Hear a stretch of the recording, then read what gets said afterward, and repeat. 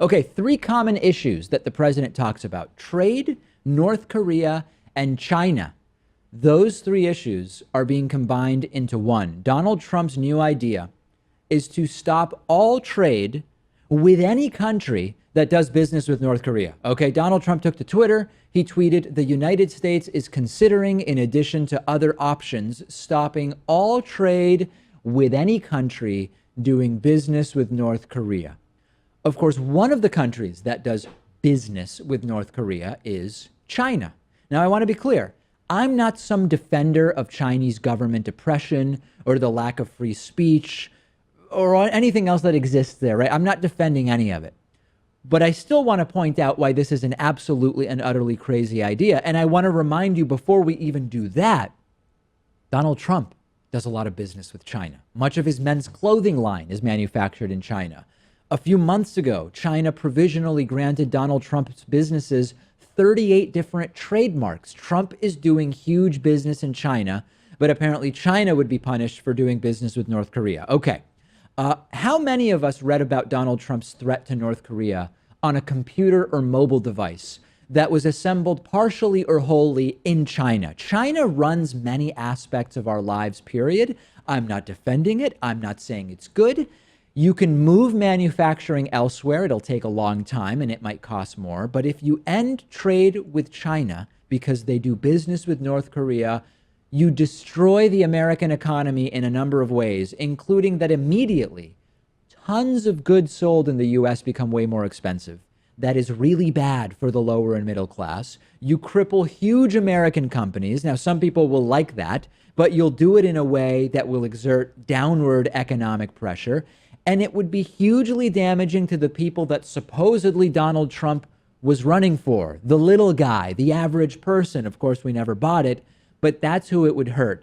Do you think for a second, Pat, that Donald Trump understands the potential impact of no longer trading with China? Trade has been one of those issues where Donald Trump can speak passionately because I think, relative to the other issues that he knows about, he has a little bit more knowledge on it. I agree. And he's also not really thinking ahead in terms of whether what would you really be punishing China? Who exactly would be punished? American buyers of Chinese goods would still be able to buy them indirectly at a small price increase. Maybe you buy them from someone that does business with China but doesn't do business with North Korea. And of course, the alternative would be that China can stop trading with North Korea, but trade indirectly with them through another country. And that's sort of how the slave trade actually worked. A law would be passed against importing slaves from a particular country.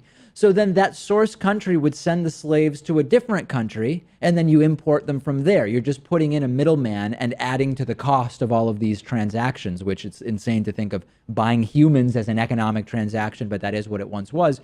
In Trump's scenario, you're setting up exactly that same situation.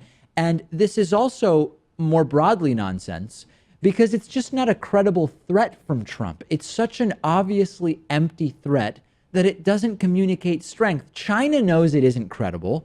North Korea knows this is not a credible threat. So it doesn't even benefit the United States for Trump to make the threat. There's also this 5-year-old trade deal with South Korea, some free trade deal that he's threatening now because he's accusing the South Koreans of practicing appeasement when it comes to North Korea. Keep in mind, these are the people that are most vulnerable to any sort of missile attack or nuclear and attack. Supposedly our allies as well, right? So it doesn't make any sense. And oh, by the way, North Korea also imports from Mexico, a huge trading partner for the United States. Also would be disastrous to cut that off. So everybody wants this resolved. Some people want it resolved in a tweet, and it's not going to be.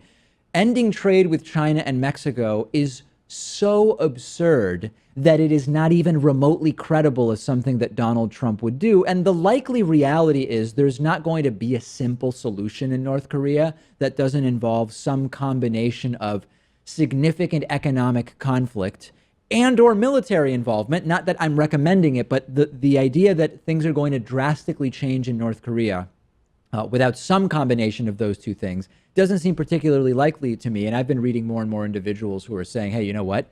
We should take a different approach to North Korea. We should say, hey, North Korea, you know what? You're a country like other countries. You can research nuclear technology, but you've got to play by the rules. You have to allow inspectors in. We will remove a lot of the threats that you are on the receiving end of and allow you to do the research, but you've got to play by the rules. And it's a controversial idea, but it's one I'm reading more and more about, and maybe we'll talk about it a little bit later in the week.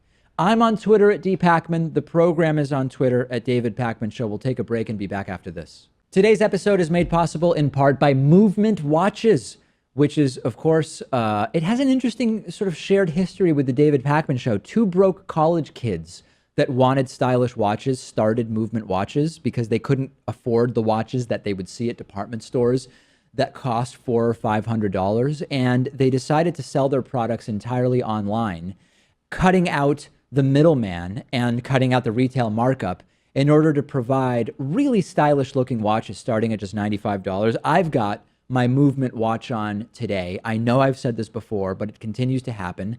I go places and I see people, instead of looking at my face when I'm talking to them, are actually looking at my watch and very often say, hey, what kind of a watch is that? I really like that.